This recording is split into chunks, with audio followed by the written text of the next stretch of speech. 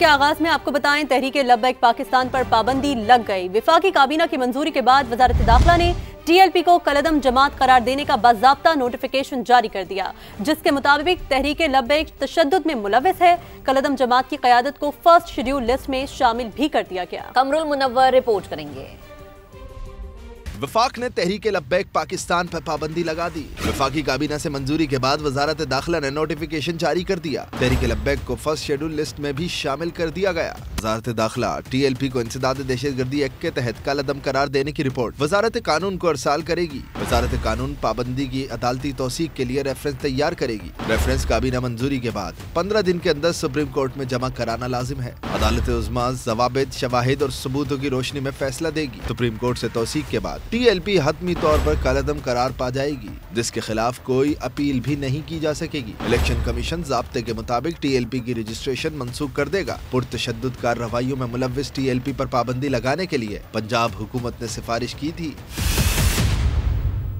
एक और अहम फैसला हुआ है, पंजाब को असलहा फ्री बनाने का फैसला। वज़ीर आला पंजाब मरीम नवाज की ज़ेर सदारत इजलास सख्त असलहा कवानीन, नए रेगुलेशन सिस्टम और ड्रोन पुलिसिंग की मंजूरी दे दी गई है। 10 लाख लाइसेंस याफ्ता असलहे की असर-ए-नो स्क्रूटनी होगी। सिर्फ पुलिस एहलकार और रजिस्टर्ड सिक्योरिटी गार्ड्स को असलहा रखने की इजाजत होगी। गैर कानूनी असलहा रखने वालों को 15 दिन में वेपन वापस करना होगा। रिपोर्ट करेंगे अब्बास नकवी।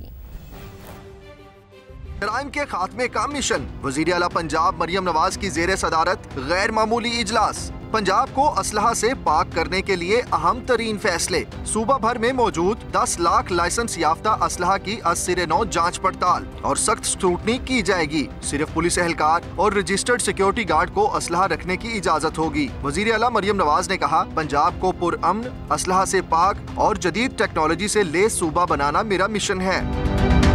ड्रोन पॉलिसिंग और नया security and arms regulation system तैयार। पंजाब हुकूमत का surrender of illegal arms act 2025 मुतारिफ कराने का ऐलान। गैर कानूनी असलहा रखने वाले अफराद को 15 दिन के अंदर अंदर असलहा वापस करना होगा। लाइसेंस रखने वाले और जारी करने वाले दोनों की तस्दीक होगी। निजी सिक्योरिटी कंपनियों को रेगुलराइज किया जाएगा और इनके गार्ड्स को पंजाब पुलिस हेल्पलाइन 15 से मुंसलिक किया जाएगा।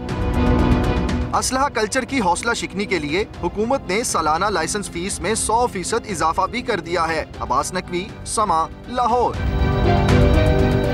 गैर कानूनी असलहा रखने वालों के लिए 15 दिन की डेडलाइन, फिर मुआफी नहीं मिलेगी। Additional IG CCD Suhail Zafar Chatta ने खबरदार कर दिया। कहा, पंजाब में जिनकी दुश्मनियां हैं वो सुलह कर लें या दुबई चले जाएं। पाकिस्तान में बैठकर किसी को असलहे की नुमाइश की इजाजत नहीं। पंजाब के अंदर की दुश्मनी बहुत ज्यादा है, अपने दुश्मनों से सुलह करते हैं। अगर वो समझते हैं कि सुलह मुमकिन नहीं है और खदशात भी मौजूद हैं, तो वो दुबई जा सकते हैं। दुश्मनी की बुनियाद के ऊपर किसी इंडिविजुअल को लाइसेंस नहीं मिल सकता कि वो 15-15, 20-20 वेपन्स के लाइसेंस वाले वेपन भी हों और उनको उठा के घूमता फिरे। हमारा टारगेट है अगले 4 महीने के दौरान हम अराउंड 75% रिडक्शन करना चाहते हैं वो क्राइम जिनके अंदर गन इस्तेमाल होती है। बहुत जरूरी है कि पंजाब के अंदर इसलिए को खत्म किया जाए। हर वो शख्स जिसके पास गैर कानूनी हथियार मौजूद है, 15 दिन के अंदर अंदर वो CCD के पुलिस स्टेशन में या वो मराकज जहाँ पे हम लिस्ट देंगे वहाँ पे जाएं और अपने हथियार को सरेंडर करें। जी पंजाब उस्मान अनवर कहते हैं, नाजायज असलहा छुपाना अब किसी के लिए मुमकिन नहीं होगा। अवाम इस मुहिम को संजीदा ले। सूबे से हर किस्म के माफिया का खात्मा कर रहे हैं। जुराइम की शरह में 70% कमी का दावा भी कर दिया। आज भी जिन लोगों का ये ख्याल है कि वो उस नाजायज असले को रख सकेंगे, कहीं दफना सकेंगे, कहीं छुपा सकेंगे, तो हमारे पास विसल ब्लोइंग का मैकेनिज्म आ रहा है। That has already been established at 15। आप काइंडली कानून के ऊपर अमल कीजिएगा। औरतों और बच्चों को चीफ मिनिस्टर पंजाब ने पहली असेंबली की तकरीर में कहा था कि मेरी रेड लाइन है। किसी बदमाश को हमने इजाजत न दी है न देंगे कि वो इस रेड लाइन को अबूर कर सके। हमने वर्चुअल वुमेन पुलिस स्टेशन बनाया जिसने 1.5 लाख से ज्यादा दरखास्तों को न सिर्फ रिजॉल्व किया बल्कि उसका फॉलो अप लिया। 2500 से ज्यादा किडनैप मिसिंग बच्चों को उनके पेरेंट्स से मिलवाया है। 70% क्राइम जो है कम गया और कई दिन कुछ जिलों में क्राइम नहीं होता। CM साहबा ने सिर्फ और सिर्फ बॉर्डर चेक पोस्ट के लिए ₹2.5 अरब डेवलपमेंट में दिया। सलामती सूरत हाल की वजह से अफगान सरहदी राहदारियां बंद रहेंगी। अशिया की आमदोरफ्त और तजारत में ज्यादा अहम एक आम पाकिस्तान की जान बचाना है। पाकिस्तान का दो टोक मौक़िफ़। तर्जुमान दफ्तर खारजा ने वाज़ेह कर दिया कि पाकिस्तान हमेशा से अमन का हामी रहा और रहेगा। उम्मीद है अफगान अबूरी हुकूमत भी अपनी जिम्मेदारी पूरी करेगी। पाकिस्तान के जायज़ सिक्योरिटी खदशात दूर करने के लिए फितनाल खवारिज, TTP, फितनाल हिंदुस्तान और BLA समेत तमाम दहशतगर्द तंजीमों के खिलाफ काबिल तस्दीक कार्रवाई करे। तर्जुमान ताहिर हुसैन अंद्राबी ने दोहा मुज़ाकरात को अमन और इस्तेहकाम के जानिब मुस्बत पेशरफ्त करार दिया। दूसरा दौर कल इस्तांबुल में होगा। Responsible state committed to regional peace and stability, Pakistan does not seek escalation, but urges the Afghan Taliban authorities to honor their commitment to the international community and address Pakistan's legitimate security concerns by taking verifiable action against terrorist entities, including FAK, TTP, FAH and BLA. Pakistan also look forward to the establishment of a concrete and verifiable monitoring mechanism in the next meeting to be hosted by Turkey in Istanbul on 25th October 2025 to address the menace of terrorism emanating from Afghan soil towards Pakistan and prevent any further loss of life of Pakistanis. आगे बढ़ते हैं। हंगू में बारूदी मवाद का धमाका। SP Asad Zubair और 2 अहलकार शहीद हो गए। DPO हंगू के मुताबिक वाकया बिलयामीना के मकाम पर पेश आया। शहीद SP असद जुबैर 1 माह से ख्वारिज के खिलाफ ऑपरेशन में सरगर्म थे और ख्वारिज को इलाका बदर करने में अहम किरदार अदा किया, जिस पर उन्हें तारीफी असनाद भी दी गई। DIG कोहाट अब्बास मजीद मरवत ने शहीद को जबरदस्त खराज अकीदत पेश किया।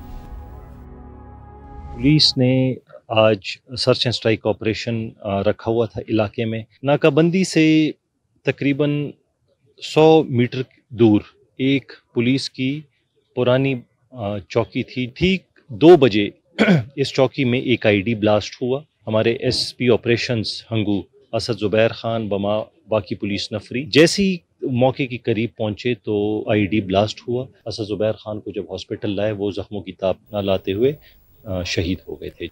हंगू में पुलिस चेक पोस्ट पर धमाके में SP असद जुबैर और 2 अहलकारों की शहादत के बाद इलाके में ऑपरेशन, सिक्योरिटी फोर्सेज अलर्ट। इलाके के चप्पे चप्पे की तलाशी ली जा रही है। DPO हंगू खानसेब के मुताबिक ऑपरेशन के दौरान पुलिस और खवारिज के दरमियान झड़प हुई, जिसमें 2 खारजी मारे गए। खारजियों से असलहा और गोला बारूद बरामद हुआ। मजीद खवारिज के खात्मे के लिए ऑपरेशन जारी है। वज़ीर आला खैबर पख्तूनख्वा ने IG से हंगू बम धमाके की रिपोर्ट तलब कर ली। अमन अमान की सूरत हाल पर एपेक्स कमेटी का इजलास भी बुला लिया। वज़ीर आला ने कहा कि वाक़या इंतहाई अफसोसनाक है। मुलविस अनासर को कैफरे किरदार तक पहुँचाएंगे। बुज़दिलाना हमले पुलिस और CTD के हौसले पस्त नहीं कर सकते। वज़ीर आला सुहेल आफरीदी ने KP पुलिस के लिए नई गाड़ियों की मंजूरी भी दे दी। 4 APC, 39 single cab, 34 double cab और 15 पिकअप गाड़ियाँ मंजूर की गई। वज़ीर आला ने कहा कि पुलिस को 7 दीगर अक़साम की गाड़ियाँ भी फराहम की जाएंगी।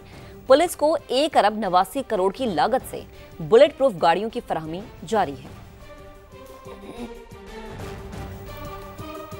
वज़ीर आला खैबर पख्तूनख्वा सुहेल आफरीदी कहते हैं कि सूबे में किसी सूरत फौजी ऑपरेशन नहीं होगा। शहरियों का जानी और माली नुकसान कबूल नहीं। कहा बानी से मिलने के लिए हर कानूनी रास्ता अपनाया मगर मिलने नहीं दिया गया। अब अवाम के पास जाऊंगा।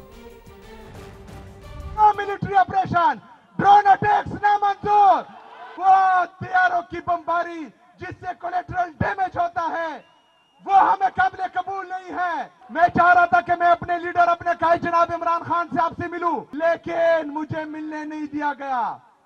तो मैंने ये फैसला किया कि मैं अवाम के दरमियान जाऊंगा, अपना मुकदमा अवाम के सामने रखूंगा और इंशाअल्लाह ताला अब इंसाफ सड़कों पर होगा इंशाअल्लाह ताला।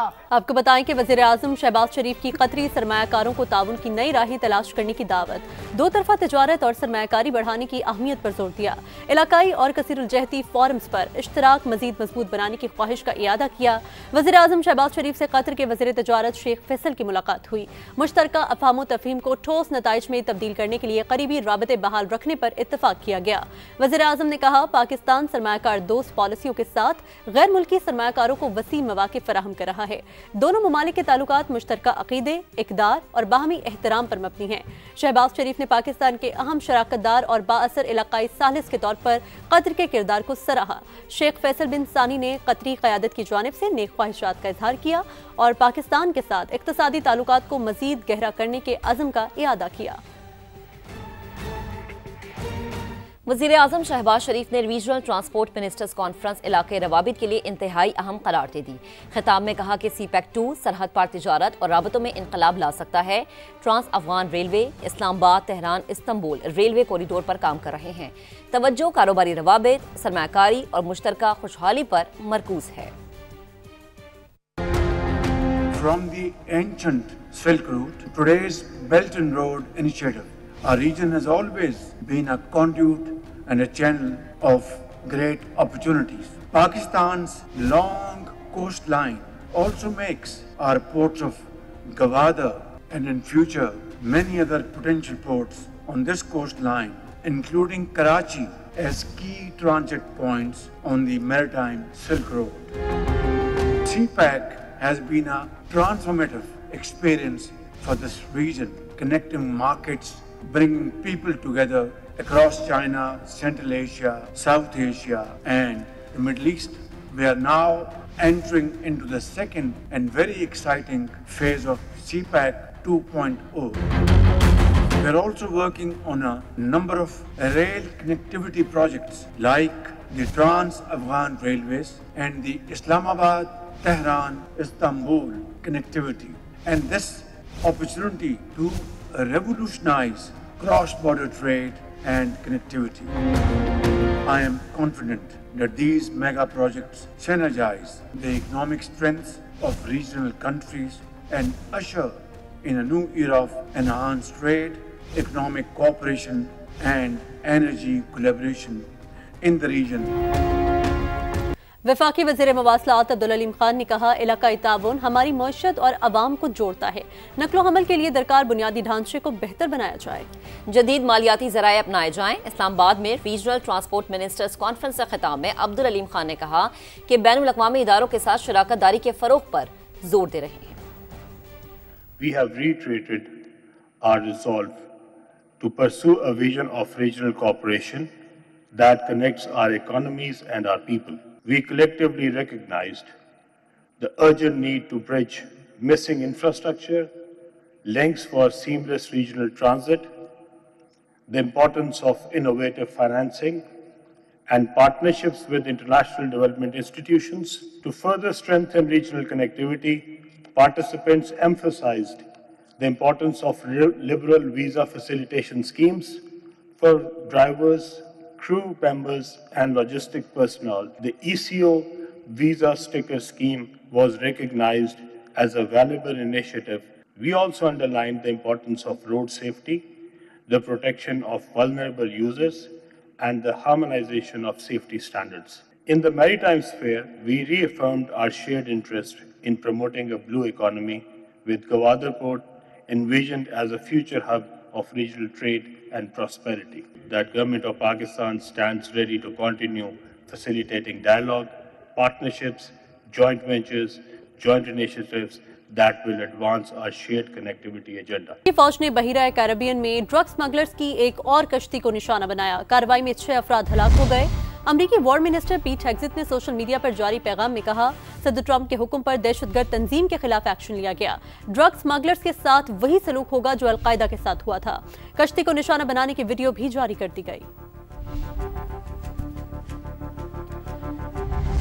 और अब दुनिया भर से चंद अहम खबरें वर्ल्ड राउंडअप में। अमरीकी सदर डोनाल्ड ट्रंप ने कनाडा के साथ तिजारती मुज़ाकरात मंसूख कर दिए। सोशल मीडिया पर जारी पैगाम में अमरीकी सदर ने हमसाया मुल्क पर टैरिफ मुखालिफ जाली इश्तिहार चलाने का इल्जाम लगाया।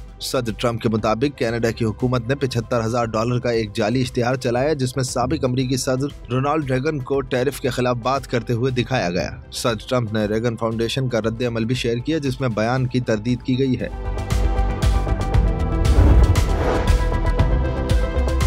तुर्की के साहिल के करीब तारकीन वतन की छोटी कश्ती डूब गई। हादसे में 14 अफराद हलाक और 2 लापता हो गए। तुर्क कोस्ट गार्ड ने 2 तारकीन वतन को जिंदा बचा लिया। जिंदा बच जाने वाले अफराद के मुताबिक कश्ती में 18 अफराद सवार थे जो गैर कानूनी तौर पर यूनान पहुँचने की कोशिश कर रहे थे। लापता अफराद की तलाश के लिए रेस्क्यू ऑपरेशन जारी है। भारत के शहर बेंगलुरु और हैदराबाद को मिलाने वाली शाहराह पर मोटरसाइकिल से टक्कर के बाद बस में आग लग गई। हादसे में 20 अफराद हलाक हो गए। बस में 41 अफराद सवार थे जिनमें से 21 को बचा लिया गया। भारत ट्रैफिक हादसात के हवाले से बदतरीन रिकॉर्ड रखता है। सरकारी एदाद-ओ-शुमार के मुताबिक गुज़िश्ता साल भारत में 1,80,000 अफराद ट्रैफिक हादसात में हलाक हुए। कराची में SIU की हिरासत में मुबैना तशद्दुद से नौजवान की मौत हो गई। इरफान दोस्तों के साथ टिकटॉक बना रहा था कि हिरासत में ले लिया गया। पोस्टमार्टम रिपोर्ट के मुताबिक नौजवान के जिस्म पर मुतअद्दिद चोटों के निशानात पाए गए। पुलिस जराये के मुताबिक इरफान बुध को ही पुलिस हिरासत में दम तोड़ गया था। वुरसा ने इरफान की लाश ईदी सर्दखाने के बाहर रखकर एहतजाज किया। नवीद कमाल की रिपोर्ट। टिकटॉक वगैरह बना रहे थे आयशा मंजिल ब्रिज के नीचे, वहाँ नशे वगैरह सो रहे थे, उनके साथ अच्छा कुछ किया जाए, पानी वानी पिलाया जाए, तो ये पानी पिलाना जो है उनका जुर्म बन गया। टिकटॉक बनाना नौजवान का जुर्म बन गया। अहमदपुर शर्किया से कराची आने वाला इरफान SIU की हिरासत में मुबैना तशद्दुद से मारा गया। इरफान को बुलाया इन लोगों ने, अकेला उसको मारते रहे, फिर वो नीचे गिर गया। उसके बाद इन लोगों ने हमें बुलाया, जब वो नीचे गिर गया 10 मिनट के बाद वो ख़त्म हो गया, वहीं पे ख़त्म हो गया। 16 बरस का इरफान घर का सबसे बड़ा बेटा था। बुरसा ने ईदी सर्दखाने के बाहर लाश रखकर एहतजाज किया। मुतवफ़ी इरफान का पोस्टमार्टम मुकम्मल कर लिया गया। Police surgeon doctor Samiya Tariq के मुताबिक नौजवान के जिस्म पर मुतअद्दिद चोटों के निशानात पाए गए। वजह मौत कीमियाई रिपोर्ट्स आने तक महफूज रखी गई है। इससे कबल कराची पुलिस चीफ ने वाक़े का नोटिस लेकर इंक्वायरी का हुक्म दिया और 3 ASI समेत 7 एहलकारों को मुअत्तल कर दिया। इरफान की तदफीन आबाई इलाके अहमदपुर शर्किया में की जाएगी। कैमरा टीम और साथी रिपोर्टर फरवा अली के साथ नवीद कमाल, समा, कराची।